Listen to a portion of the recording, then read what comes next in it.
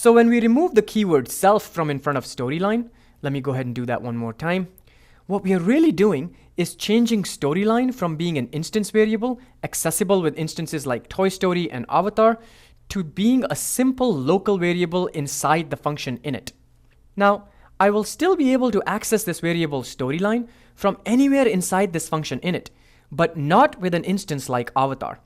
And since we are attempting to do that in this print statement, my hypothesis is that Python will throw an error and say that this movie object Avatar has no storyline. So to check that hypothesis, I will save my media file and then go back to my entertainment center file and run that file. Ah, there is the error. Python says that movie instance, in this case Avatar, has no attribute called storyline. So to correct this, what I will do is go back to the code and add the self keyword in front of storyline.